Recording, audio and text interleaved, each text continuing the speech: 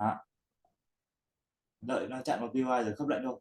Thì vào lệnh như kiểu RE này thì nó sẽ không cung cấp cho mình là nhiều thông tin, nhưng mà nó sẽ phù hợp với những cái bạn là gì, ok, không có thời gian, có thời gian, ý là khi mọi người mà mới tiếp cận đến chơi ấy, thì mọi người thường bỏ rất là nhiều thời gian vào cái việc là phân tích, đi tìm chạc, hoặc là đi học một cái phương pháp nào đấy, đi tìm một cái chân thánh nào đấy, đúng không? Đấy thì đây là một cái phương pháp mà lợi cho mọi người nhất. Đấy, không có thời gian để nhìn chạc nhiều. Thì Rick không có nghĩa là mọi người cứ phải đánh H4 đổ lên hoặc là H1 đổ lên. Thì Rick mọi người có thể là vào lệnh ở M15 bình thường, chứ không có nghĩa là bắt buộc phải Rick phải khung lớn, đúng không? Thì về cơ bản một cái lệnh Rick của mình, ví dụ mình đang có một cái chân tăng, okay. Mình đang có một sao ấy, là cái chuột của mình nó bị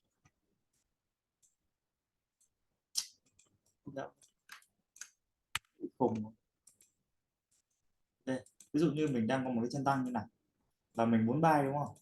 Mình muốn buy thì đây, một cái POI mà gây ra cái việc là phá vỡ cấu trúc, bot đi, phá vỡ cấu trúc đó, thì sao, mình sẽ đi xét xem là ok, đây sẽ là cái swing cuối cùng của mình, và nó để lại rất là nhiều imbalance ở đây.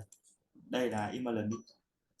Ờ, đây là imbalance đi, đúng không? Để lại rất là nhiều imbalance. Không, không đề cập đến cái việc là POI có hợp lệ hay không nhá, là trong những trường hợp này tất cả đều là POI hợp lệ, được chưa? POI hợp lệ như nào thì mọi người có thể xem lại video nha. Tất cả POI đều hợp lệ. Đó, ok. Rồi, thì mình sẽ đợi giá nó quay về. Ý là cái lệnh trade của mình ấy, là mình sẽ đợi giá nó quay về cái vùng này. Thì bình thường nhá, ví dụ như đây là H4, H4 đúng không? Thì mọi người sẽ limit ngay tại H4 này. Đấy, SL dưới bay, TB thì có thể là trên đỉnh. Nào, trên đỉnh. Vì là nếu mà nó chạm vào cái POI H4 này nó bật lên thì chứng tỏ đây sẽ là một cái đỉnh yếu, mức cao yếu, mà cao yếu thì mình sẽ làm TB, đúng không? Với theo đúng cái bài về mức cao thấp mạnh yếu, đúng không? Cứ mức yếu làm TB, mức mạnh làm NG. Ok, thì đây sẽ là một cái kèo của mình, đơn giản, đúng không? Nhìn vào chart phát xác định POI, đặt limit trong vứt đấy, 1 SL 2 TB, thế thôi. Thì với cái như này thì mình cũng không nên là gì, không nên là đặt ngay entry ở H4, mà mình có thể là bóp về những khung bé hơn, có thể là refine cái POI này về khung bé hơn để tìm một cái POI nhỏ hơn trong cái POI H4 này. Đấy. Chứ ok đặt H4 cũng được, nhưng mà cái RR của mọi người là gì, không được cao, nó chỉ có khoảng 5R thôi. Nhưng mà khi bóp về khoảng 15 hoặc là H1, đúng không, mình sẽ có một cái POI bên trong như này, thì ok, POI của mọi người ở cái khu vực vào lệnh của mọi người sẽ bóp lại. Tức là gì, vào lệnh tại cái POI ở M15 là một cách nhá. Hai là gì, NG ở M15 nhưng mà SL ở ngoài H4, thì ít nhất là nó đã giảm cho mình cái NG xuống rồi. Yeah. Mình sẽ có một cái NG có thể là sẽ đẹp hơn rồi, đẹp hơn rồi, đúng không? Thì bình thường đang là 5R thì mình giảm xuống khoảng 7, tăng lên 7R. Nếu mà bóp về M15 nữa thì sao? Yeah, đọc SL POI M15 luôn. Đây, thì nó sẽ tăng lên 8R. Đấy thì cái việc là gì, mình xác định POI ở H tăng thêm, sau đó là bóp về. Nhưng mà lưu ý nhá, bóp, ô kìa, bên này làm sao, bóp tối đa về M15. Đấy, bóp tối đa về khung M15 thôi, chứ đừng cố về từ H4 mà về đến M1 làm cái gì cả. Từ H4 về M1 thì nó sang CE mất rồi, được chưa? Đấy, thì limit thì tốt nhất là về đến M15 thôi, chứ không nên bóp bóp sâu quá. Và như nào nữa, ví dụ như M15 mà nó không có POI đẹp, đúng không? Bây giờ mình nhìn không thấy cái POI đẹp thì mình sẽ tăng tăng frame lên, tăng frame lên để xem vùng xem để xem có TF nào nó cho ra, nó thể hiện ra cái POI nó đẹp hơn hay không, đẹp hơn với là nó dễ nhìn không ấy, nó không quá là nhiều lên, cứ lên xuống lên xuống lên xuống, mà nó rõ ràng ra một cây, ví dụ như một cái OB chẳng hạn, hoặc là một vùng cung cầu chẳng hạn. Đẹp. Đó. Thì đấy, đây là cách để mọi người share được một cái lệnh chưa. Đó, ok, tức là tìm POI không lớn và bóp về nhỏ hơn khoảng 1-2 tăng thêm này, để cho mình có cái entry nó tốt hơn, cái RR nó tốt hơn một tí. Đây, không phải là đấy, ban đầu là 5R, sau đó là 7R, sau đó là 9R. Đấy, tỷ lệ nó tăng lên rất là nhiều. Thế thì đây là Rick. Còn CA thì sao?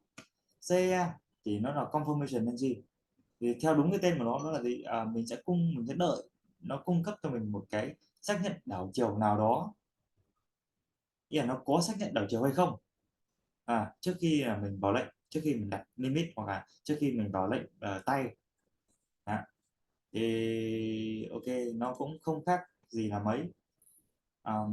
Đó là gì, ok, mình cũng có một cái nhịp tăng lên, đúng không, và mình đang đợi giá nó giảm xuống. Thì ví dụ như đây là một cái POI của mình, đây là BOS, ok chưa. Rồi, đây liquid đi chẳng hạn. Vẽ mất công vẽ rồi, đi vẽ thế. Đấy thì mình sẽ có là gì, ban đầu là nó tăng lên rồi nó để lại imbalance rồi nó các thứ, rồi ở đây là một cái POI mạnh các thứ, đúng không. Rồi thì mình sẽ đợi với cái CE, thì mình sẽ đợi là gì, mình có thể là đợi chóc, đợi một cái S2D, hoặc là một cái D2S, hoặc là một cái flip zone. Đó. Mình sẽ có ba cái này để mình đợi. Thì thường thường là mình sẽ đợi chóc, mình đợi chóc có nghĩa là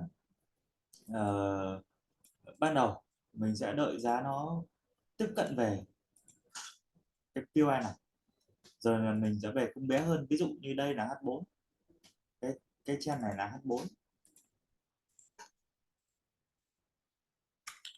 cái này là H4, đúng không. Thì cái nhịp mới này nó sẽ là M15 chẳng hạn, thì mình sẽ về M15 để mình xem là cô nó có cho chóc hay không, chóc, nó có cho chóc hay không, đúng không. Nó mà cho chóc thì mình sẽ có một cái entry ở đây, nếu mà nó cho chóc thì mình sẽ có một cái entry ở đây để làm gì, để mình mua lên. Vì đây là bắt đầu nó cho mình cái tín hiệu là gì, ok, có thể tao sẽ đảo chiều tại cái khu vực này, được chưa. Đấy, thì mình sẽ đợi giá nó quay về cái POI này để thiết lập một cái lệnh mua lên. Tất nhiên là mua lên thì cũng lên đỉnh này đã, còn cao hơn thì tính sau, được chưa. Đấy thì đây chính là gì, một cái thiết lập đối chóc. Thì đối với cái xe này mình cũng lặp lại cái bước đó là gì, bóp về M15, hoặc là bóp về những khung bé hơn, bóp cái POI này về bé hơn. Có thể mình đợi phát đầu tiên, lệnh đầu tiên của mình là nó vừa mới chạm vào cái POI H4 thôi, rồi nó bật lên nó cho chóc ngay, thì mọi người thấy đấy, đó là gì, sẽ kia sẽ hay gặp gặp cái gì, gặp chóc fake. Đó là gì, chóc rồi đẹp rồi, cuối cùng mới SL của mình.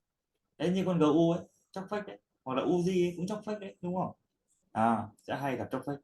Rồi thì mình sẽ đợi, đó là gì, mình sẽ bóp về, ví dụ như ok, đây một cái POI ở M5, M5 thì mình đợi giá nó chạm vào cái M5 này, xong rồi nó mới bật lên nó cho mình chóc. Đấy, thì lúc đấy là mình mới setup lệnh mới để mình mua, được chưa. Đấy thì nó sẽ giảm cái trường hợp là gặp chóc, nhưng mà nó lại tăng, cái gì, tăng mít kèo, tăng mít kèo. Đó, tăng mít kèo, nên là gì, CA nó có cái điểm yếu của nó, mà Rick cũng có cái điểm yếu của nó. Rick điểm yếu của nó là gì, SL to, RR bé. CA thì sao, ok, điểm mạnh của nó là RR to, có thể là 100R hoặc là 150R, nó là quá là bình thường. đối với một cái lệnh CE, nếu mà mọi người bắt được, nếu mà bắt được nhé, chứ bình thường thì chỉ cần 20 là đã nhiều, hoặc là 10 đã là nhiều. Đấy. Thì đây là cái cách để mọi người share một cái lệnh đối với chóc thì sẽ như này, còn đối với SID hoặc là DHS thì mọi người có thể là xem lại mấy cái video của mình, hoặc là tí nữa mà gặp những cái trường hợp mà nó có thì mình sẽ lấy ví dụ luôn thì trả. Đấy. Thì bình thường nhá mọi người đợi ở một cái ở khi mà nó chạm vào cái POI lớn rồi này, nó bật lên nó chóc ngay ấy, thì có thể RR của mọi người nó sẽ bé hơn, nó sẽ giảm cái RR của mọi người đi, mà khi mà nó chạm về cái POI nhỏ bắt đầu nó mới cho chóc thôi, thì cái bay của mọi người nó sẽ nhỏ lại. Tất nhiên rồi, cái khung càng to thì mình sẽ đợi càng lâu, nhưng mà nó lại dễ khớp hơn, còn khung bé thì đợi lâu nhưng mà lại tăng tỷ lệ trượt hơn, nhưng mà RR cao hơn. Cái đấy phải đánh đổi nhá, không có cách nào để xử lý được cái đấy triệt để 100% đâu, vì là làm gì có chân thánh. Có chân thánh thì mình không ở đây nói với mọi người đâu, đi một nơi nào nó xa xăm rồi, đi trốn đi đi bay lên mặt trăng rồi, sắp chiến tranh thế giới thứ ba rồi, nó thả ra vài quả nguyên tử cái là về với cắt bụi luôn. Đấy. Nên là chia sẻ được cái gì thì chia sẻ, còn chả biết ngày mai như nào đâu, kiếm tiền cho cố vô rồi cuối cùng là cũng bốc hơi hết thì cũng phí, đúng không? Đấy thì đây là xe, thì nó có một vài cái thiết lập như vậy, như là mình đợi chóc này, đợi SHD hoặc là flip zone này, nhưng mà cái chính đó là gì, kể cả chóc hay là SHD hoặc là flip zone thì mình đều đều sẽ cộng với liqui, ý là bao giờ mình cũng đợi sự xuất hiện của liqui rồi bắt đầu là mình mới nhảy vào. à, thì nó sẽ hay hơn, nó sẽ hay hơn. Thì liqui ở đây có nghĩa là gì, ban đầu mình cũng đợi ở đây. Đây, mình sẽ có một cái như vậy, ví dụ như ở đây là cái nhịp này nhá, là cái nhịp bắt đầu nó về cái POI này nhá, thì sao mình sẽ đợi một phát chóc nữa. à, Đợi một phát chóc nữa, cái này thì thực ra là nó rất là hiếm gặp, nó rất là hiếm gặp, nhưng mà để cho mọi người tư duy được một cái cách là gì, ok, từ khung to về khung bé thì nó vẫn như vậy thôi, từ khung to về khung bé thì nó chỉ lặp đi lặp lại một cái bài như thế thôi, nó chả có gì khác, chứ không phải là ở khung to thì ông vẽ mình ông đợi chóc ông vẽ POI các thứ, rồi khung nhỏ thì ông lại vào một kiểu khác, đâu phải, nó chỉ là một bước từ trên xuống dưới như vậy, không có gì thay đổi cả. Ok, thì nó sẽ như thế này, ví dụ như đây á, nó vừa chạm vào cái POI ở M5 chẳng hạn đi, bây giờ chóc vào M5 đi, nó vừa chạm vào POI chóc vào M5 đúng không? Ok, mình sẽ đợi cái gì, đợi một cái chóc. Ok, có chóc nào, đây. Ô, cái này như nó mới nâng cấp sao vẽ nó hơi điêu. Ok, đây là cái POI mà cái chóc của mình đúng không, thì mình sẽ đợi gì, đợi một cái liqui trong cái nhịp nó pullback về. Thì liqui ở đây có thể là gì, có thể là đây đang xét ở trường hợp POI tăng nhá, thì nó sẽ là EQL, hoặc là gì, một cái trên tăng, liqui trên tăng. Ok chưa, liqui trên tăng. Ô, bị ngáo ra, có thể là một cái liqui trên tăng. Sao lại cái chuột của mình hay là cái máy tính của mình nó bị. Ok.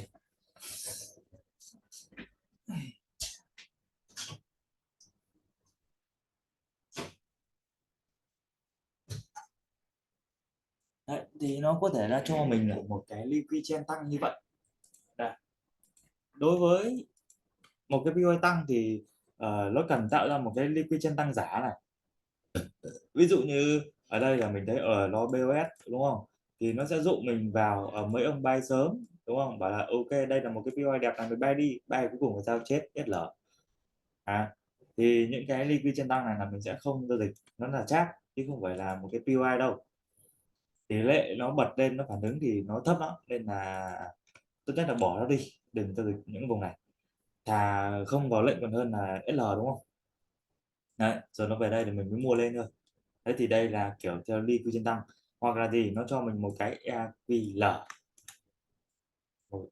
một cái EQL.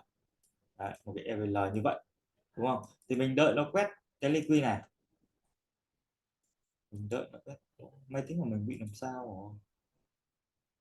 Đấy, mình đợi nó quét cái EVL rồi nó chạm vào POI rồi nó bật lên cơ, thì bây giờ mới là cái entry tiếp của mình. Với là ở đây mình đã có một cái entry rồi, đúng không? Ở đây là mình đã có một cái entry rồi mà mình muốn bắt nhỏ hơn, ví dụ như đây là M15 thì đây là M1 hoặc là 5 giây chẳng hạn, được chưa? Đấy thì cái cách nó cũng chỉ là gì, từ cái to này xong là mình bê về cái bé mình đợi tiếp thôi, chứ nó chả có cái gì nó kinh khủng cả. Ok, đấy thì cái cách mình giải thích cho mọi người như thế thì mọi người có thấy dễ hiểu không? Có ai cảm thấy không hiểu không?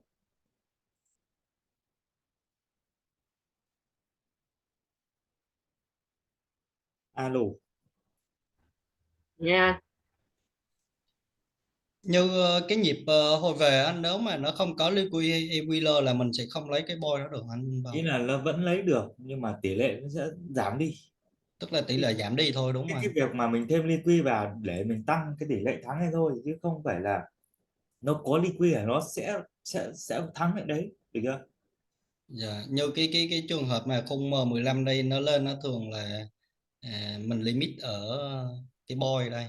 Ừ, Nếu mà nó chạy mà một thời gian mà nó tạo e-wheeler với liquid thì ngay đó khúc đó là nó sẽ tín hơn đúng không anh? đúng Kiểu như rồi, là mình chắc chắc chắn hơn. đúng rồi. Dạ.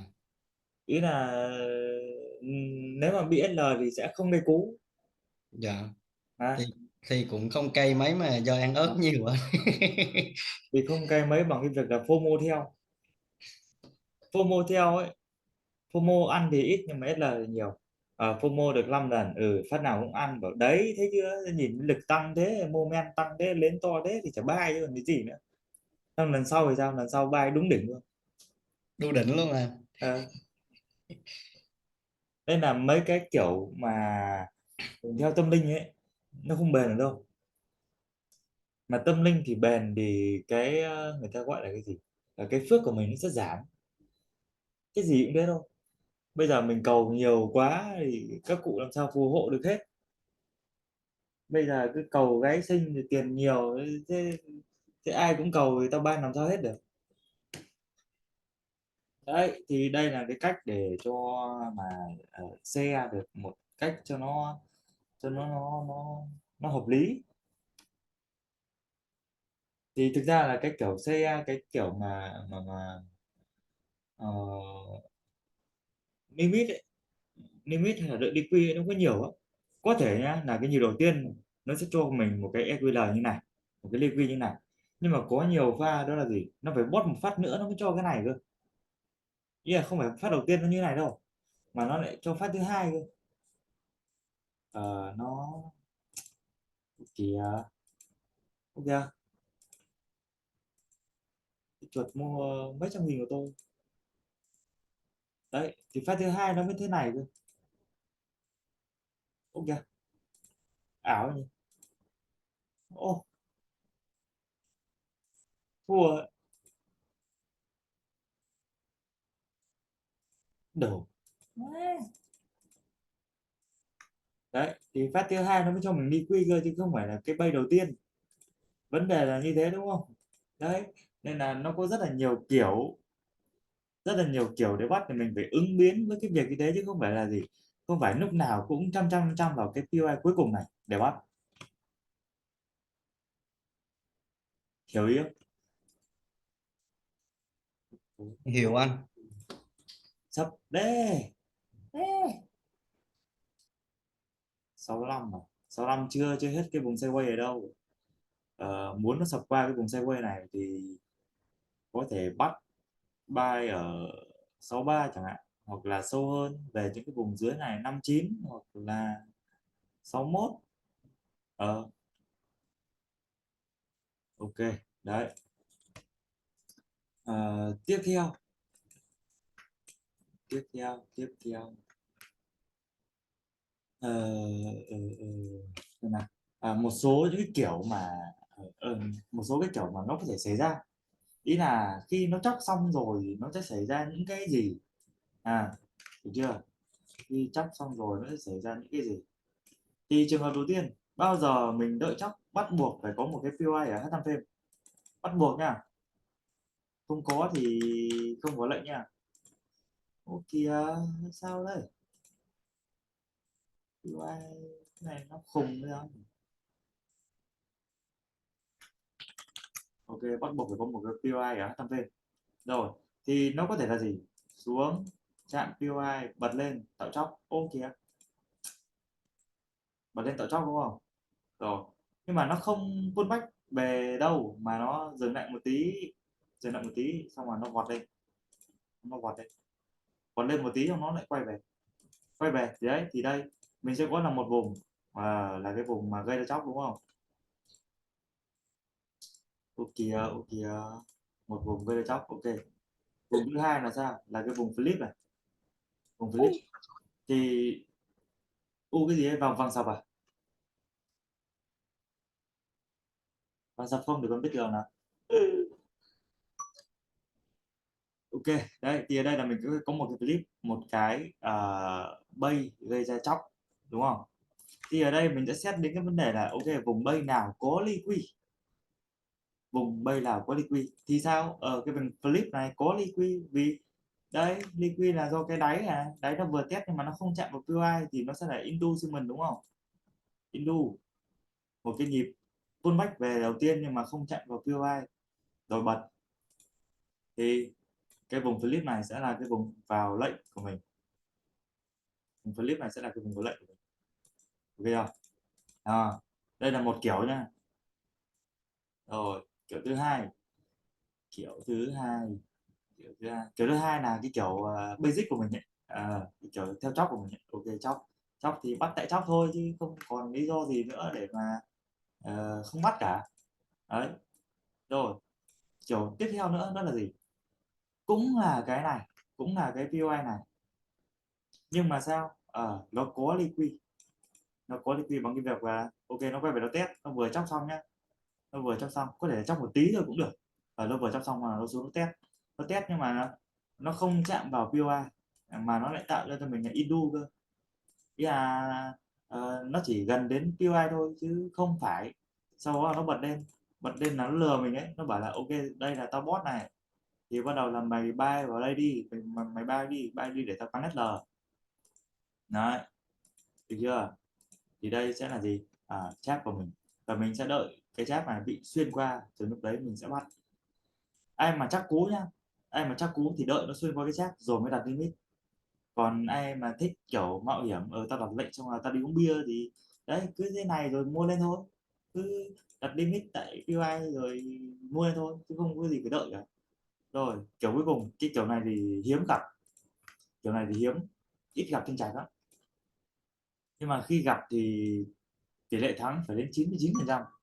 Đó là gì, ok, chóc, cầm chóc này, sau bắt đầu là tăng lên, ok có thể là tăng mạnh đi, có thể là bot mạnh đi, sau đấy tích lũy, tích lũy thì nó có thể là tích lũy thế nào, có thể là theo một cái kênh, có thể là theo kênh nha, đầu tiên là có thể theo kênh nha, hai nữa là gì, tích lũy giảm dần xuống, ý là theo PA nó gọi đây là một cái cờ, cờ gì nhỉ? Cờ đuôi nheo là nó loe ra, cái này là cờ tam giác ở đấy, ý là nó cứ thu lại này thành một cái, thành một cái tam giác như vậy, thì hôm nay đông người trên review nó ngại hay sao ấy.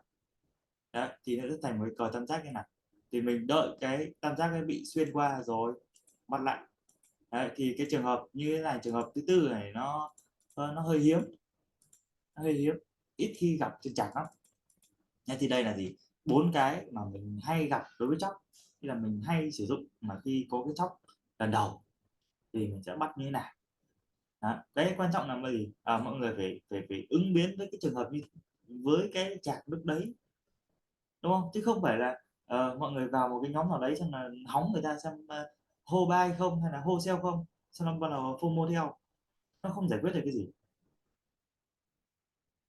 Thắng được ở vài lệnh đấy bắt đầu là tao không phải học hành gì, tao cứ theo lệnh của nó là của kiểu gì cũng có tiền, tháng kiếm 10% thôi, nhưng mà cuối cùng đến lúc cái chuỗi chết của người ta khoảng tháng trời, 2 tháng trời thì sao, thì mình mất tiền, xong mình cứ hy vọng là người ta hồi xưa người ta đánh áp thế, bắt đầu là cứ theo, đúng không, cứ theo rồi bắt đầu là càng chết. Đấy, vấn đề như thế nên là mình không bảo là gì, ok tao tao học SMC rồi, tao chia sẻ SMC rồi thì tao sẽ đánh tốt hơn người khác hay các thứ, đúng không? Không hề, mình chỉ có kinh nghiệm của mình, có kiến thức mà mình đã học được, chia sẻ lại thôi. Đó. Còn còn lại là của mọi người luyện tập, mỗi người sẽ có một cái ru riêng, một cái phong cách đánh riêng, nên là mình không thể bắt mọi người phải theo mình là phải học cái phong cách của mình được, không hề, không bao giờ được cái kiểu đấy. Đấy, nên là mỗi người sẽ có một cái phong cách riêng, chủ yếu là kiến thức thì có thể giống nhau nhưng mà kinh nghiệm thì khác nhau hoàn toàn, được chưa, không bao giờ giống nhau được. Đấy, thì đây là 4 cái mà hay sử dụng đối với chắc, mà nó sẽ cho mọi người một cái thiết lập nó dễ nhìn nhất có thể, mà NG nó dễ khớp nhất có thể. Đó. Rồi, ờ, thiết lập với SMC thì mọi người biết rồi đấy. Ban đầu thì sẽ hay nói về cái việc là vào lệnh với OB, đúng không, OB hay là order block.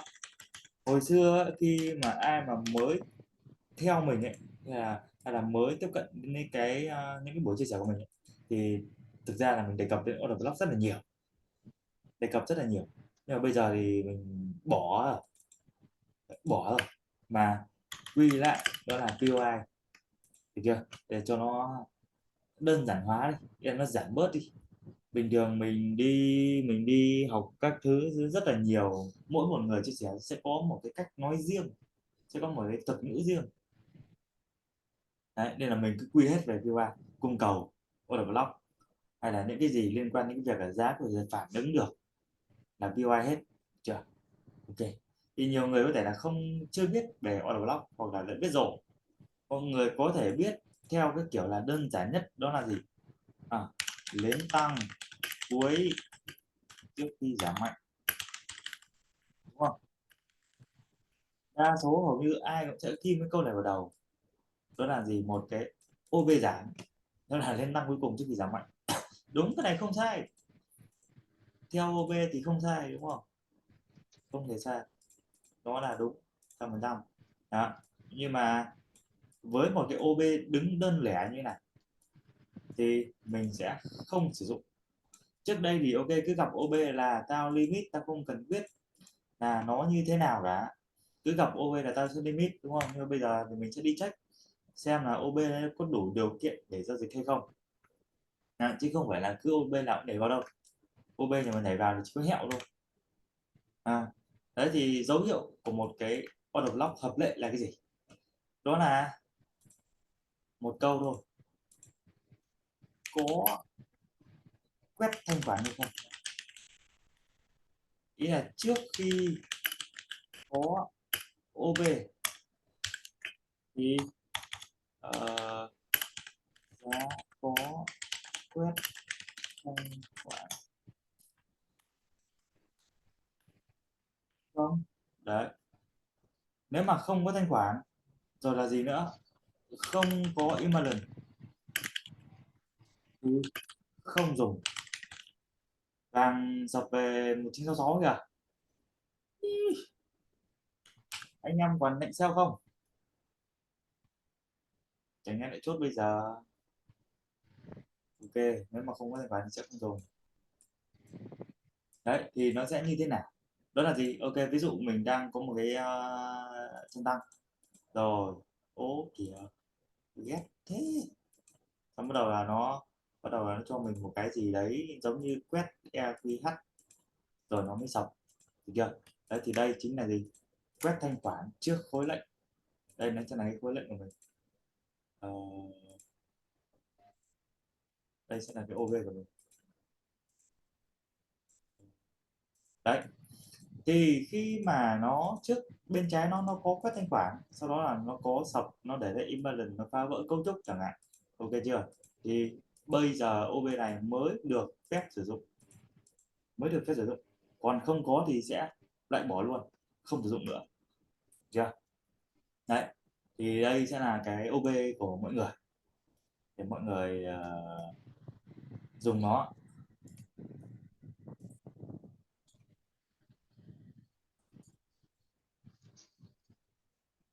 Ok.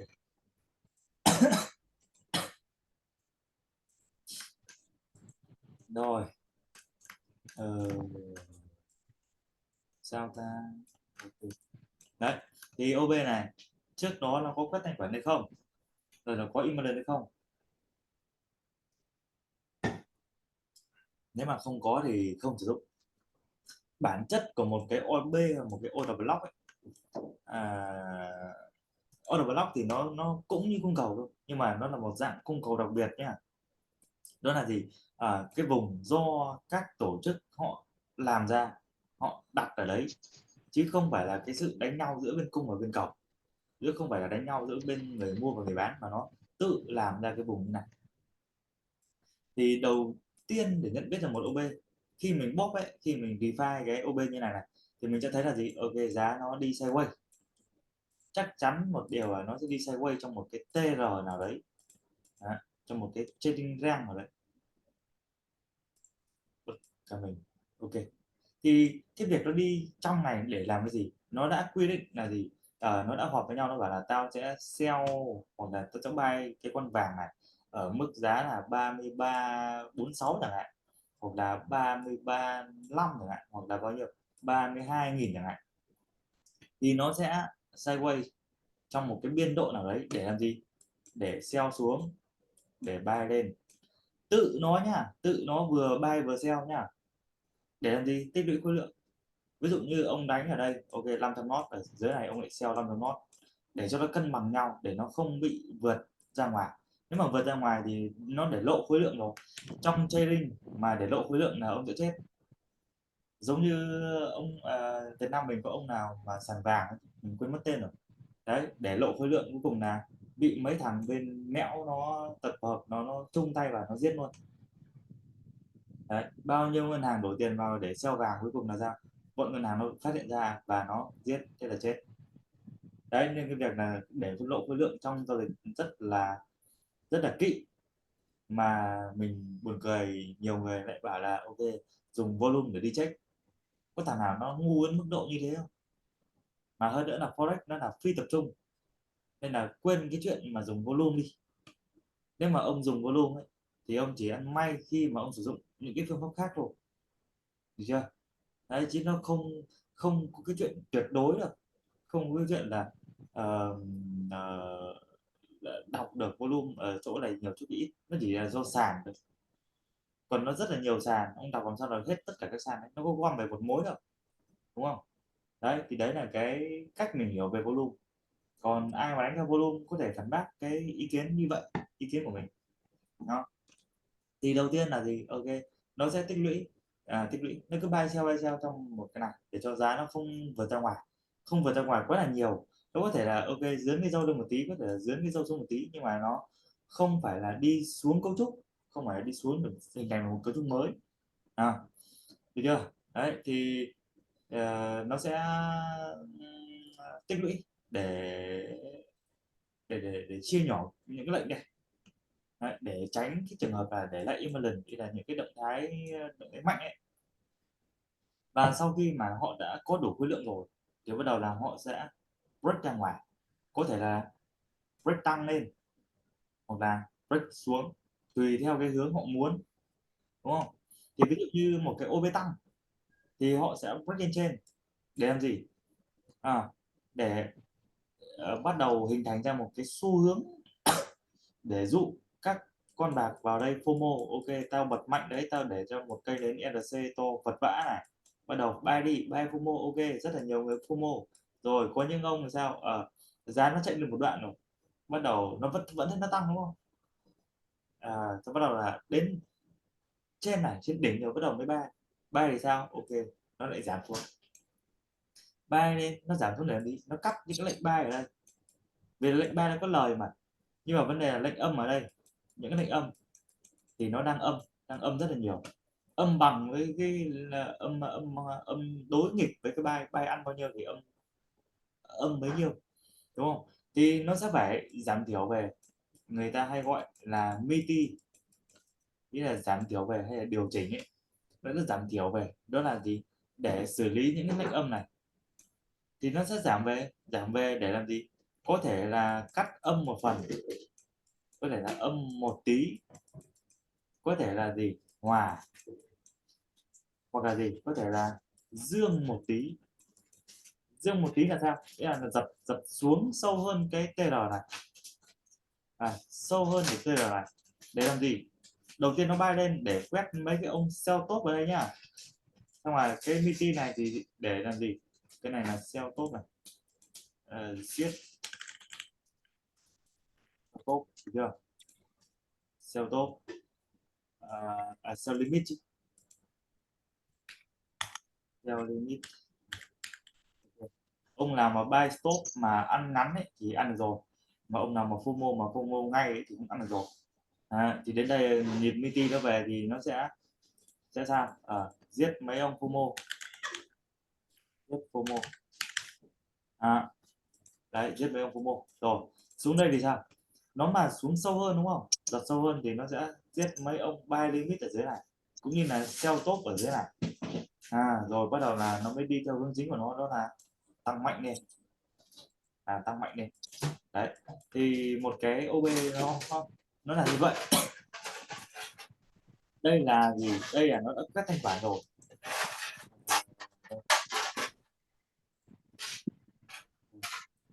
Trường này là một cái OB bình thường nhá, một cái OB bình thường thì nó sẽ như vậy, đó là gì, tích lũy này, đây là cái PY cuối cùng này, thì nó sẽ về đây, về PY là từ bật lên. Đấy, đây là một cái PY bình thường, một cái OB bình thường mà ngày xưa mọi người có thể là nhìn thấy OB ở đâu là đánh ở đấy, đúng không, là có thể sẽ ăn. Nhưng mà bây giờ thì không ổn nữa rồi, bây giờ thì nó sẽ như thế này cơ, vì là một phương pháp nó đưa ra ngoài thị trường khá là, nó rất là rầm rộ ấy. Thì cái phương pháp đấy nó sẽ vô tình trở thành BV, và nó sẽ hướng mình là ok, mày mày học cái này đi, rồi là vào làm đi video tao, làm thanh khoản cho tao, đúng không. Đấy thì nó sẽ như vậy. Ờ, Đấy thì bây giờ nó sẽ díu xuống rồi nó mới bật lên, đấy sau rồi nó mới về rồi nó mới lên tiếp cơ, đó là gì, líu xuống để quét thanh khoản ở đây, xong bắt đầu là mới cái về cái PY này rồi mới bật lên cơ.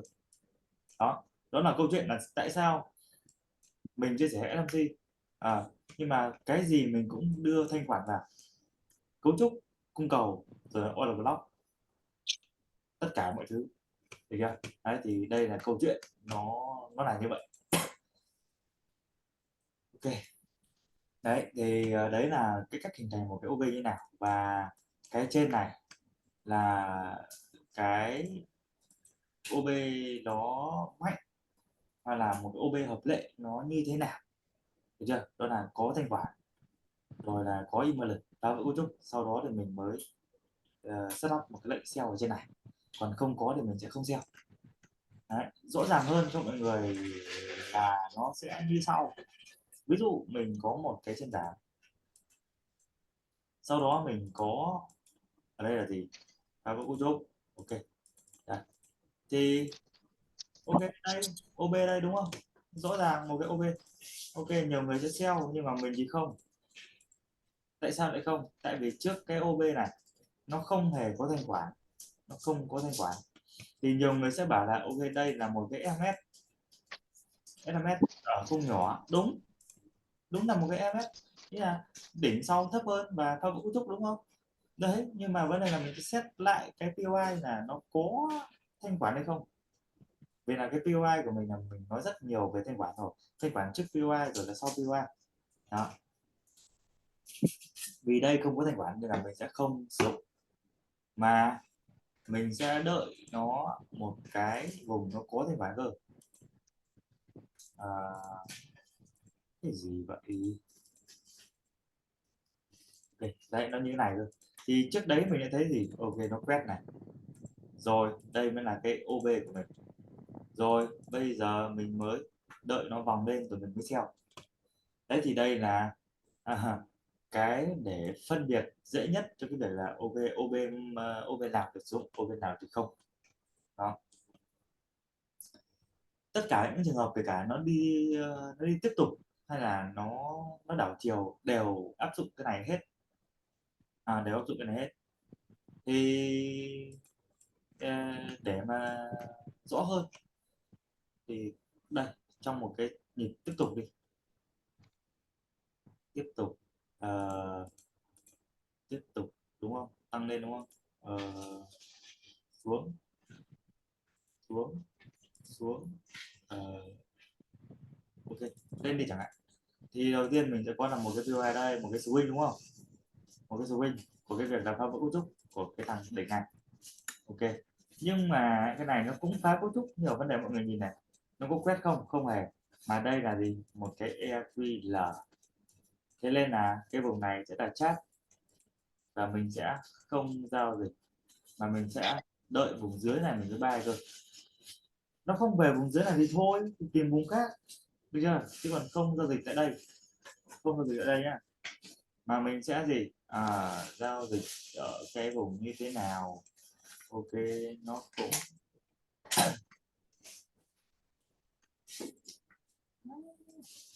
ok, nó không phải là cho mình hai mức nữa, mà nó làm sao, nó quét xuống, nó quét xuống, nó quét xuống để làm gì, để quét SL cái đáy này này, được chưa. Đấy, rồi nó mới tăng lên, nó sao cấu trúc đó. Thì bây giờ một cái bay của mình đây, đợi giá nó về rồi buy thôi, chứ còn đợi chờ gì nữa, đúng không. Đấy, thì mình sẽ có hai vùng là gì, ok, vùng này buy ok, vùng này buy ok, vùng dưới này buy ok. Đây là cái swing mà, thấy không, swing thì tội gì không không không buy. Còn đây là cái vùng tiếp tục của nó, thế thì có liquid rồi là có đủ điều kiện rồi thì buy thôi, chứ đợi chờ gì. Đó, đấy thì như thế thì mọi người có cảm thấy nó dễ hiểu không?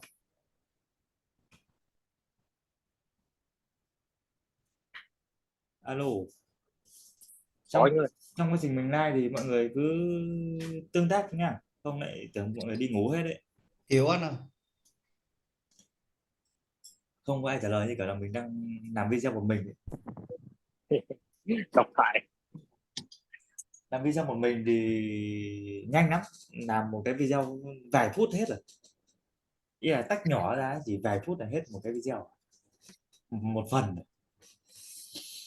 Ok, đấy thì đấy là một vài cái để lựa chọn POI hay là để lựa chọn OB. Thì để xem nào.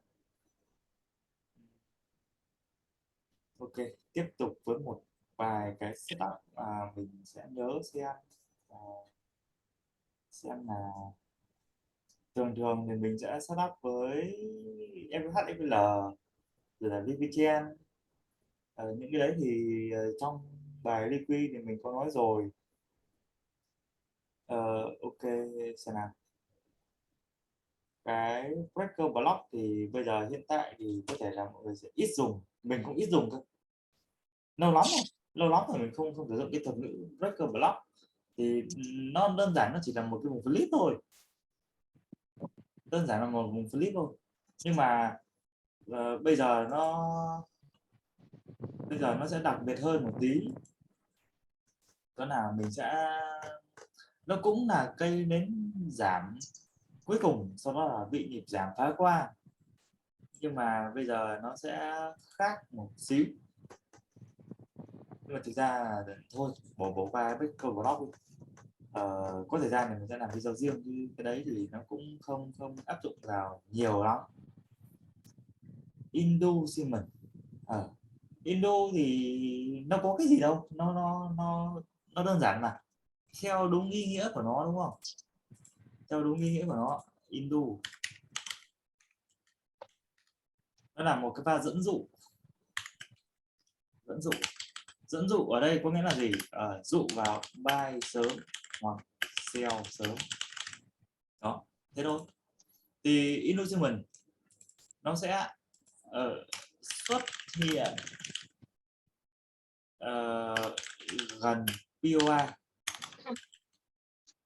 xuất hiện sớm gần POI hay là nhịp pullback đầu tiên, ok chưa, nhịp pullback đầu tiên thì nó sẽ ví dụ như đây, ok, chân tăng BOS đúng không, đây là một cái POI rồi, bắt đầu nó pullback về. Đấy, pullback về, nhưng vấn đề ở đây là gì, nó không hề chạm vào cái POI của mình nha, không hề chạm vào cái POI của mình rồi bật lên phá vỡ cấu trúc tiếp theo, thì nó sẽ lừa mình, ok, nó lừa mình bảo ok tao bot lần 2 đấy, swing của tao đây, mày buy đi, buy thì sao, thường là sẽ chết, thường là sẽ chết đúng không. Đấy, đó là gì, nó dụ mình vào buy sớm, hoặc là mọi người đánh theo cái kiểu là đánh theo cấu trúc con ấy, thì đây là bot ở trong cấu trúc con này đúng không, đây là bot ở trong cấu trúc con này, nó bắt đầu nó buy ở đây, buy ở đây. Cuối cùng thì sao, cuối cùng là SL. Đấy thì Indu nó làm một cái pha dẫn dụ mình muốn buy sớm hoặc sell sớm gần với cái POI nhất, ý là xuất hiện càng sớm càng tốt, chứ còn mà khi mà nó đã đi chán đi chê rồi nó mới bắt đầu nó quay về nó cho mình những cái nhịp gần POI ấy, thì lúc đấy nó thành liquid, mình gọi là liquid chứ không được gọi là Indu nữa. Indu chỉ là áp dụng cho những cái pha test đầu tiên thôi, test đầu tiên, ví dụ như chà ok vàng vẫn đâm kìa 661, ví dụ như cái nào đi, cái này thì hơi xa này, cái ví dụ này thì cái nhịp test của mình nó hơi xa POI, nhưng mà đây cũng được coi là một cái Indu, cũng được coi là một cái nhịp inducement, được chưa, cũng được coi là một cái Indu. Với là Indu này là mình mong muốn là gì, mong muốn nó phá qua chứ không phải là mong muốn nó phản ứng tại Indu này, mong muốn nó phá qua Indu này để nó tiếp cận đến cái POI cuối của mình rồi nó mới bật lên. Anh hiểu đoạn này không?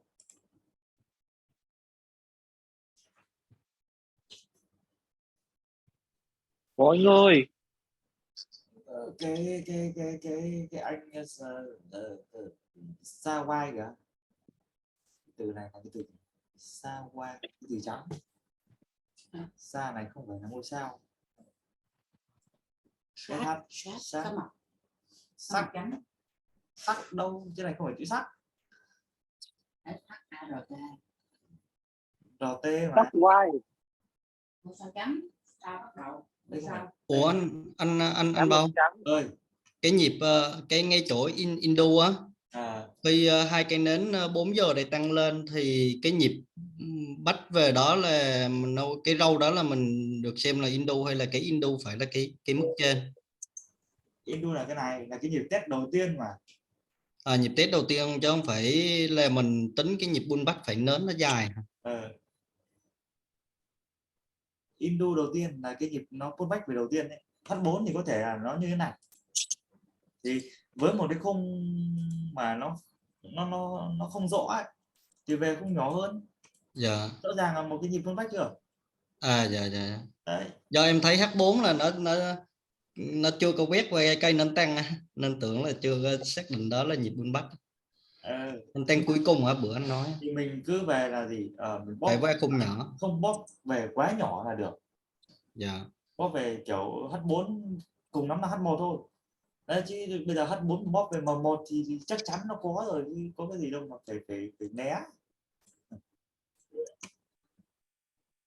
Còn thực ra là cái kiểu sân cấu trúc theo cái kiểu fullback như thế đấy, thì có thể là có người sẽ hợp, có thể là có người sẽ không hợp, thì đấy nhiều người dùng theo cái cách cũ ấy, là gì, họ xác định cấu trúc như này, ok họ vẫn đánh được ăn bình thường mà, có sao đâu, nhưng mà cách của mình là do này backtest nhiều mình cảm thấy nó hợp lý thì mình chia sẻ lại cho mọi người thôi, còn tất nhiên là nó sẽ không hợp với tất cả, chứ không phải là sai, hoặc là không phải là ở cái của tao mới là đúng, hoặc là cái của tôi mới là đúng, hoặc là cái của bạn là sai, không có cái chuyện đấy.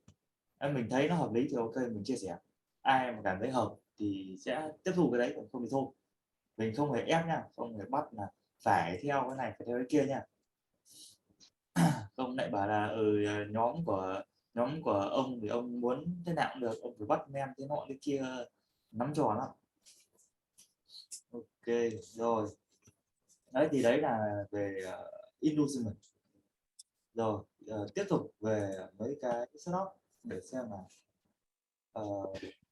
cái thiết lập xác suất cao thì nó lên nó là cái OB rồi. Ờ, nó là cái lựa chọn POI rồi. Ok thì ok nó lại tí đi. Vàng đêm nay cần nó sập tới 60 là ấm cúng rồi. Rồi thiết lập xác suất cao thì khi mà mình có một cái OB hoặc là một vùng cung cầu, nói chung là POI ấy. Khi mình có một cái POI nó phá vỡ cấu trúc và có một pha tăng mạnh, mình đang nói về cái việc là chân tăng nha. Ok xem nào, xuống lên. Ok đấy thì ở đây mình có một cái POI ở đây, thì POI này là đủ yếu tố của cái việc là quét liquid các thứ rồi nha, không đến lúc mọi người lại soi. Ok bot rồi, thì cái lúc pullback về này mình sẽ để ý tới cái việc gì, giá có tạo indu hay không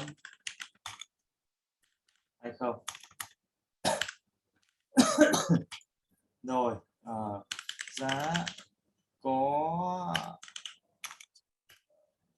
tạo ra thanh khoản hay không.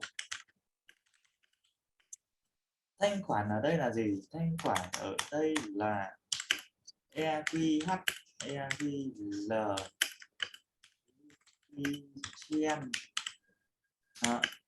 Liquidchen hoặc là thanh khoản bên trong, thanh khoản bên ngoài, nó rất là nhiều. Nói chung là thanh khoản gom lại hết là thanh khoản, chứ kể ra thì nó nhiều lắm. Ok đấy, có quét hay không, ý là nó tạo ra cái này để làm gì, vậy các trader retail gọi retail cho nó chuyên nghiệp. Đấy. Chém gió đi bốc phét nó có tí kiểu thằng này học đấy, thằng này kiểu chuyên gia đấy. Đấy.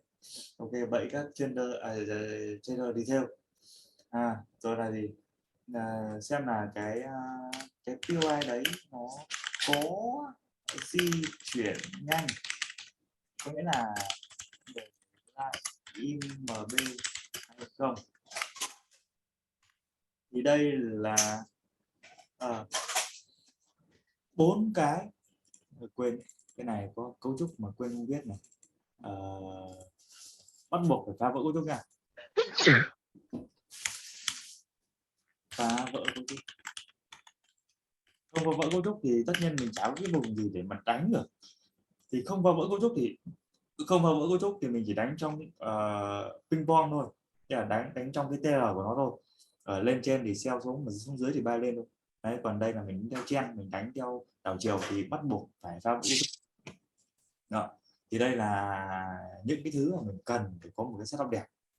Thì ok, đầu tiên phá vỡ cấu trúc rồi, giá để lại imbalance. Ok, giá nó quay về tạo indu hay không, quay về tạo indu hay không, có thể về đây tạo indu. Ok chưa, có thể như này. Ok tạo indu đây. Rồi giá có tạo liquid hay không, có thể là gì, EQH, EQL. Đấy. Rồi nó mới sập về POI rồi nó mới bay lên. Đó, được chưa. Đấy thì đây sẽ là gì, hình dáng của một cái thiết lập đẹp. Tất nhiên là đẹp theo cái nghĩa là tỷ lệ thắng nó cao, chứ không có nghĩa là đẹp là 100% nó sẽ như thế, nó sẽ phản ứng, nó sẽ về lên TB của mọi người. Có những kèo mình CA tận răng đẹp như thế nhưng cuối cùng là nó có về TB đâu, đi được lửa vòng lại hoặc là đi được 3/4 vòng lại. Nhưng mà có những kèo vào risk thì sao, vào risk phát chạy cái vù cái lên TB luôn. Đấy, đời nó thế. Nên là mọi người cần phải làm gì, cần phải nhìn chặt nhiều vào, vẽ nhiều vào, backtest nhiều vào. Quan trọng là có backtest hay không, hay là nhảy vào buy sell luôn. Bây giờ thì trong nhóm mình thì chắc không, ít người nhiều tiền thì mình không biết, nhưng mà hồi xưa ấy, hồi mà bắt đầu chơi ấy, chả biết sao nhá, nhiều người càng nhiều tiền lại càng kiểu không quan tâm đến cái việc là phải học hay là phải có chiến lược, cứ nhìn thấy là bay sell cứ vã 10 20 nót vàng một ngày đánh đến 200 nót vàng thì mọi người biết nó như thế nào đấy, sợ mất hồn luôn. Còn bây giờ ấy, nhóm mình ấy, ok, bắt đầu từ bao nhiêu, bắt đầu từ 10 năm đô thôi, học đánh được thì nâng 4 thế thôi, đâu có hề ép. Còn mọi người mà sang những cái nhóm khác đi, SMC khác đi, ok, vào trong VIP đúng không, 2.000, ít thì 1.000, rồi là nếu mà không có 1-2 nghìn thì ở một tháng mày phải đánh cho tao tầm 100 nót thì tao cho ở, còn không thì phắn. Thì cái đấy để làm cái gì, để người ta nhanh giàu chứ để người ta làm cái gì, đúng không? Còn ở đây đấy, ok, mọi người đến đây là từ YouTube của mình đấy, chứ mình cũng chả đi chạy quảng cáo, đi đi kiểu là phải tạo đội nhóm không, đăng các thứ hội thảo rồi các thứ, làm cái gì. Bây giờ cuộc sống đời nó vô thường rồi, biết đâu không lâu dài được ấy, thì bây giờ mình biết được cái gì thì mình cứ chia sẻ hết. Bây đời mình không được thì đời con mình nó hưởng cái phước của mình được tí thì nó đỡ hơn, thế thôi, nhanh gọn. Đấy thì đây là một cái thiết lập cao đó. Thì quan trọng là mình chỉ áp dụng cái gì, áp dụng CE với RE với cái thiết lập này, thế thôi, chứ không cần quá là phải cao siêu, phải là tất cả model. Thực ra mọi người cần model nha, mình có rất là nhiều, mình đã từng cho mọi người trên chạc ấy, ở trên nhóm ấy là có cái chạc sheet ấy, cái mà tất cả những cái mẫu hình mà mình tìm thấy và mình áp trên chạc mà nó chạy rồi ấy. Đấy, mọi người có thể tìm lại. Còn những cái hình như thế thì trên máy mình không để, nên là không có, check mail lại thì có thể có đấy. Ok, thì chủ yếu là sẽ đưa cho mọi người một vài cái thiết lập mà nó hay gặp, mà mọi người hay sử dụng để cho mọi người luyện nhẫn nhuyễn cái đấy đi. Khi nhuyễn những cái đấy rồi, mắt nó quen rồi thì nhìn những cái khác nó sẽ nhanh hơn rất là nhiều. Chứ bây giờ mà kể cả mình có vẽ hết ra thì mọi người cũng không áp được, nó sẽ loạn, mọi người sẽ bị rơi vào một cái tình trạng đó là gì, cứ nhìn vào chạc là phải đi tìm cái model đấy áp vào ở xem nó có giống không, nó có tạo chắc không, nó có quét xuống không, nó có phản ứng với cái thằng cầu đấy không, cái thằng cung đấy không, tự nhiên nó sẽ gây áp lực cho mọi người. Mình học theo kiểu đơn giản nhất để làm gì, để nó để kiểu đầu óc nó có cái khác để suy nghĩ, để nhường chỗ cho cái khác. Rồi bây giờ mình cứ áp vào mấy cái kiểu là mẫu hình, ví dụ như mẫu hình ok tam giác đi, hoặc là sideways đi, ok, break lên thì bắt đầu đánh break out đúng không, rồi là gì, những cái ăn sẵn, ví dụ như indie MACD RSI body band đúng không, chạm bên trên thì bắt đầu sell xuống, sell thì sao, sell nó cứ bay lên đấy, sell vào mắt. Nên là gì, cứ học cái gì cơ bản nhất thì cứ học, không được thì mình sang cái khác. Thế bây giờ ông cứ hôm nay thì thấy ông này hay, ok học, mai lại thấy ông kia hay, lại học, nhưng mà hai ông lại nói kiểu ngược nhau thì chả biết ông nào đúng ông nào sai cả. Kể cả mọi người đi học một ông nào đấy sai chẳng hạn, nhưng mà mọi người cứ học hết đi, cố học hết cái chương trình đấy đi để xem là nó có cái gì ở trong đấy. Đấy thì thiết lập nó sẽ như vậy. Chủ yếu là gì, POI nó có liquid không, rồi là cái nhịp pullback của nó về nó có liquid hay không đó. Đấy thì xem nào nhỉ, đây để một cái view rộng nó sẽ như thế này, view rộng hơn nhá, view rộng hơn nó sẽ như này. Mình có là gì, một cái cấu trúc giảm, ok, cấu trúc giảm, cấu trúc giảm, cấu trúc giảm như thế nào ta, ok. Rồi, đấy ban đầu thì mình sẽ có một cái cấu trúc giảm như vậy, thì mình sẽ có một cái POI ở đây. Thì POI này thì sao, trước đó nó đã quét thanh khoản, đồng ý không, FVH nó đã quét thanh khoản và nó bot cấu trúc lớn, nghĩa là bot cấu trúc swing ấy, ok. Rồi nhịp đầu tiên nó pullback lên, đó là gì, Indu của mình mình đã có một cái undo. Ok, tiếp theo mình mà bắt break đúng không? Ok, chạm vào POI sao xuống thì mình sẽ có một cái lệnh break. Còn CA thì sao? Mình sẽ đợi giá nó tiếp cận POI. Bắt đầu là gì? Có thể nó sẽ cho mình một cái chóc ở đây, cho chóc. Khi có chóc rồi thì ok, setup một cái lệnh sell xuống tại bay gây chóc. Thế thôi, thế là mình đã có là một cái lệnh được rồi. Thứ nhất là POI ở H time frame, POI ở H time frame đỡ đúng không? Tiếp theo CA thì giá nó đã chạm vào POI, nó đã cho chóc. Ok, múc thôi chứ còn lý do gì để mà không múc nữa ở đây. Đây là một cái thiết lập chóc và bot. Đây là chóc này, còn bên này là bot này.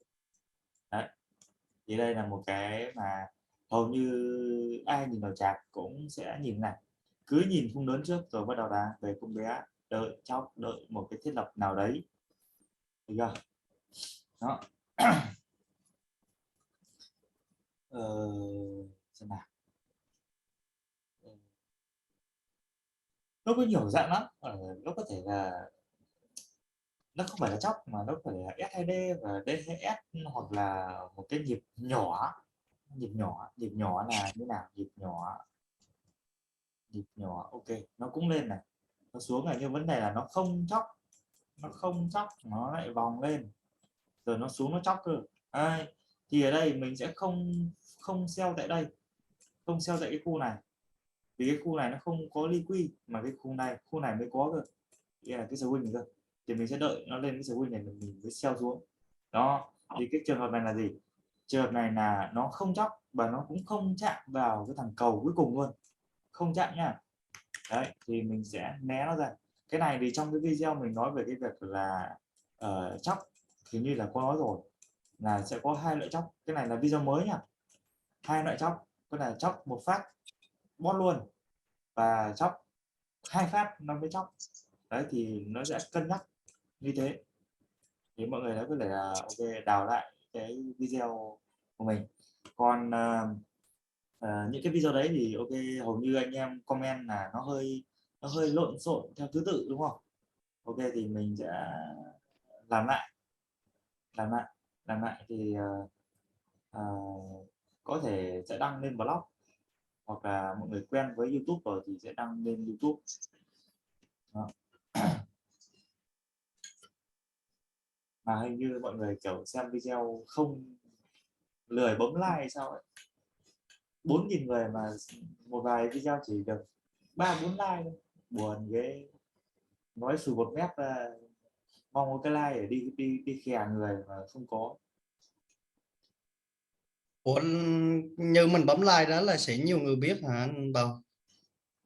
Không, Nó bấm tăng like, tương tác đúng không ta? để là người thôi, để thể hiện kiểu mình có cái gì đó nó hay ho đấy. Ủa mà như phải xem hết video mình vẫn like nó mới mới mới được tính nha anh. Không biết, hình như 1 phút hay sao ấy. 1 phút hả? Đấy, ok rồi. Những cái trường hợp mà như thế này, những cái trường hợp mà nó tạo ra một cái vùng CP ấy, trong cung cầu nó gọi là CP ấy, continue pattern ấy, thì để mà sell được ấy, thì mình phải cần nó tạo ra một cái một cái ờ, một cái indu nữa, một cái inducement nữa, tự nhiên lại quên lú. Đây, ví dụ như thế này, thì ví dụ như mình muốn bắt ở cái vùng này đúng không, thì mình sẽ cần đợi là gì, xem là giá nó có tạo ra một cái indu hay không. Giá nó có tạo ra một cái indu hay không. Indu này á, có thể bot cái này cũng được mà không bot cũng được, bot cũng được mà không bot cũng được nhá. Sau đó là lên mới chạm vào cái POI này mình mới sell, được chưa? Đấy, đoạn này là cân nhắc này, bot cũng được mà không bot cũng được, chứ không phải là bot thì không được dùng mà không bot là không được dùng đâu nha. Cái này lưu ý nhá. Cái này thì hình như là mình cũng chưa có video nào nói về cái này đâu. Thì đấy, nó là như thế. Với là trước cái nhịp pullback lên POI ấy, mà mình muốn bắt ấy, thì thứ nhất là ok mình xem nó có liquid không, hay là xem nó có inu hay không. có thì mình hãng nhào vào. Risk cũng được, risk cũng phải đợi xem nó có liquid hay không. Thì đang risk 50-50 thì mình tăng lên khoảng 5-5-4-5 là đã ok hơn rất là nhiều. Mọi người đừng nghĩ là 5% ở trong cái tỷ lệ win nó thấp nhá, không có đâu, cao lắm đấy. Bây giờ nhiều ông cứ đi khoe ở chiến lược này hoặc là cái bộ indie này tỷ lệ win đến 99%, nhưng cuối cùng thì sao? Cuối cùng thì 100 lệnh thua, mình lại rơi vào cái 1% đấy, đúng không? Lúc đấy thì bảo cái gì, làm sao mà bảo được nữa. Ô, vàng nó hồi kìa, vàng nó hồi lên 68 69 thì hồi lên để xem, hồi lên chắc là sell được đấy. Đoạn này nó tích lũy mà, tích lũy xong là có EVH rồi kìa, thì có thể sell về ở dưới. Nó cũng kiểu là nó sideways trong cái biên độ 68 đến 65 thì ok, sell về 64 đi, sell về 648 đi. Đó. Đấy thì cái việc mà mọi người kiểu đi phân tích hay là gì ấy, thì cứ nhìn chặt, nhìn nhiều nó sẽ tự nó lấy số, nó lấy số rất là nhanh.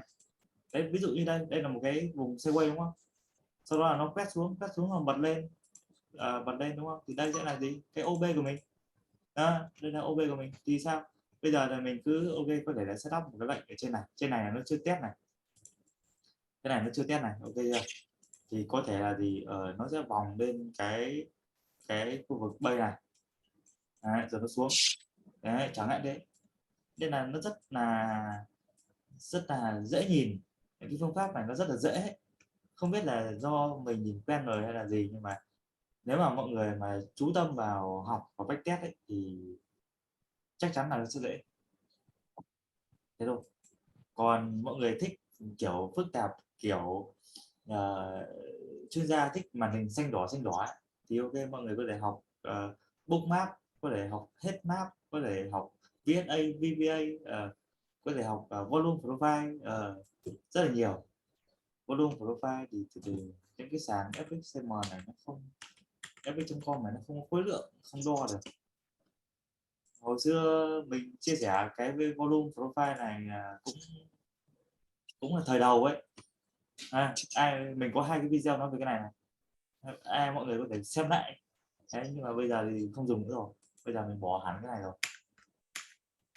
Đấy, mọi người mà thích kiểu chạc nó thật là hoành tráng các thứ thì ok. Rồi quay lại với cái việc của mình. Kìa, mạng cả nghìn mê mà loát như quần què. Đấy thì cái trường hợp này là gì, mình sẽ đợi xem nó có indu hay không, không cần nó phải bot tiếp hoặc là không bot tiếp đâu, là mình có thể dừng rồi.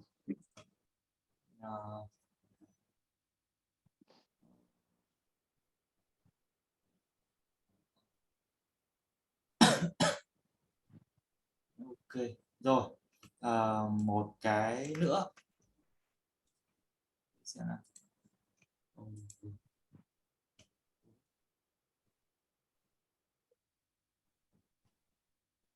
Dầu, ui dầu sập kìa, chà, ăn gì kìa, ghê thật. Ác ôn nông thôn, Winnie đang cho buy US 30, US 30 buy cung nào 60 phút rồi. Chị Vinny đổi view à? US 30 ý là bà đấy là ở đây họ bot này, thì đây là cái bay ta bot này, thì bà ta sẽ bắt tại cái bay này đúng không, easy. Ok, bay này tại vì cái vùng bên trái này nó khá là lớn, nếu mà bắt tại đây thì theo theo anh sẽ không bắt. Ủa sao cái đó là D2Z hay gì hả anh Bảo? Cái bay đó giống Philip vậy ta? Giống cái clip, nhưng mà vấn đề là bên này nó khá là to, bên này nó lớn quá. Yeah. nó lớn quá thì mình không tìm được cái bay nào để nó phản ứng ấy, hoặc là cả cái vùng này nếu mà lấy theo đúng cái vùng cung của bên này thì đúng không. Đấy thì cả một cái vùng to chà bá như này cơ mà, thì cái vùng như vậy khó. cái vùng mà để bay lên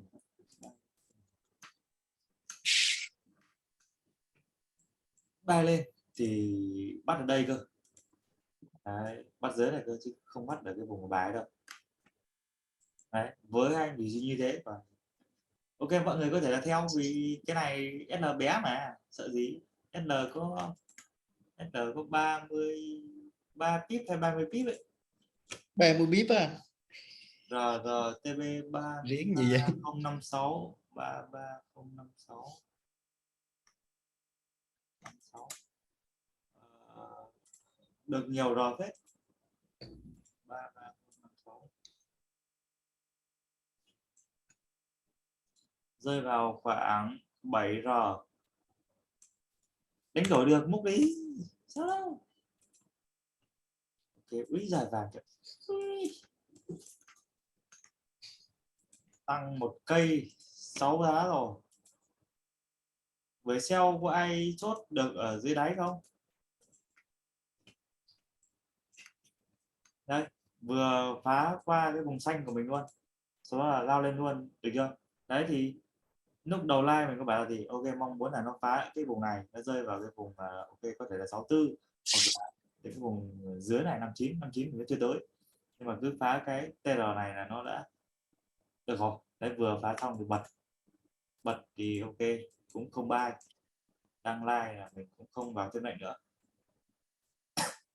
Ok, đấy lên gần đến cái POI trên này là ok, mọi người có thể là thiết lập một cái lệnh sell nhỏ nhỏ nào đấy chẳng hạn, hoặc có thể là gì, sell bây giờ xem nó có không.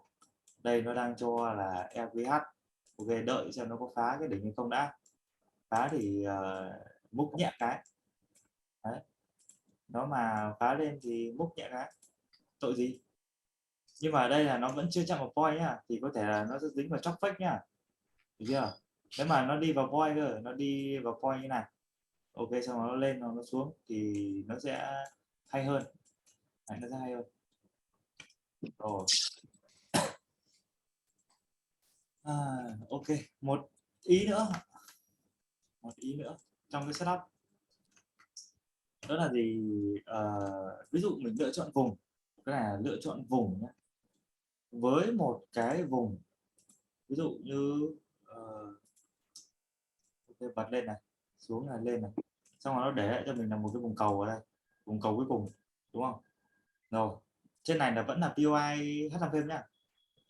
Đừng quên cái câu ấy nhá.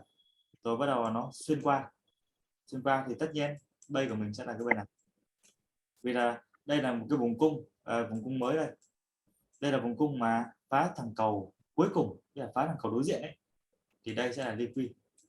Đấy, xong là phá cầu cuối cùng thì ok, pullback về thì sell thôi. Rồi tiếp theo nữa đó là nó cho mình một cái EMS ra, một cái EMS thì sao? EMS ok, đỉnh cao nhưng mà không tác động đỉnh cao hơn mà xuyên xuống, thì đây là một cái EMS đúng không? EMS ok, thì ở đây nhá, mình sẽ có là gì, một cái entry đầu tiên ở cái đầu SMS này, vì đây là gì, phá cầu, đúng chưa? Phá cầu rồi mình lại có thêm một cái gì nữa, một cái flip ở đây nữa, vì là sao, nó phá nhanh thì đây đang là cầu đang đẩy lên, giá đang đẩy lên thì xuống đây là gì, nó bị xuyên qua rồi thì nó trở thành một cái kháng cự hay là một cái vùng cung. Ok thì mình sẽ sell tại cái vùng cung này đó, được chưa? Ý là sell hợp lý được ấy, ý là hợp lý cho sell rồi, thì đây sẽ là một entry, đây là một entry, và nếu mà nó bot tiếp mọi người có thể bị mid hai cờ này, mà nó bot tiếp tục đúng không, thì đây sẽ là cái vùng bay tiếp theo, vì nó đang trong một cái order flow rồi, nó đang đi trong một cái order flow rồi, thì ok đánh theo cái kiểu là người ta gọi là gì nhỉ, counter trend counter trend thì đánh được, đúng không? Đó, đấy thì đây là thêm cho mọi người về cách lựa chọn POI để kết hợp với những cái cách CRE như ban đầu đó. Còn mẫu hình thì nó nhiều nhưng mà nó không kiểu là trong một cái video như này thì mình sẽ không nên đưa vào đó, không nên đưa vào mà mình sẽ cố tách lẻ ra để cho mọi người có nhiều cái view hơn, thế thôi, cho nhiều cái view hơn đó.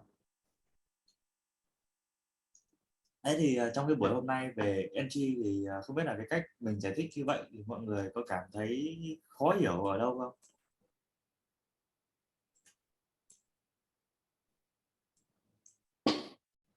Hiểu á.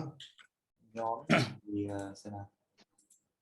Nhóm thì 60 người thông báo từ trưa rồi đến bây giờ vẫn chỉ có vậy thôi. Đấy thì bảo sao mình lại kiểu là không kích. Đấy, kích điện thoại luôn, kích nhưng mà vẫn còn rất là nhiều. Ok, bận thì ok, có người bận nhưng mà nó nhiều quá. Còn kiểu là mọi người không muốn tiếp cận hay là như nào thì mình không biết. Còn vào đây, ok, mọi người không tham gia hoặc không theo dõi hoặc là không chơi check gì thì thôi, mình kiểu sẽ bỏ ra ngoài để cho nhóm nó hoạt động cho nó ok đó. Mọi người hôm nay mình giải thích thế là dễ hiểu đúng không? Cô dễ hiểu. Dễ hiểu anh. Ok, dễ hiểu là được rồi, sợ lại bảo là ông này nói buồn ngủ, nói dăm ba cái tào lao thì Bữa nay hay mà. ok. Đấy thì Em mới ngủ được một giấc này. Em mới ngủ được một giấc này. nghe rồi, chùi cho thấy tài khoản thêm tháng nữa nhá. Không được anh. Ok rồi, đấy thì giờ thì cũng đến 9:30 rồi, 9:30 rồi. Ok, cảm ơn mọi người đã dành thời gian cho mình tối hôm nay. Hẹn mọi Cảm ơn người anh. ở những cái video lần sau. Ok, cảm ơn mọi Dạ. người ra nhóm chấm đố tiếp nhá. Dạ. Cảm ơn anh Bầu á, chào anh Bầu nha. Ok, cảm ơn mọi người. Dạ. Yeah.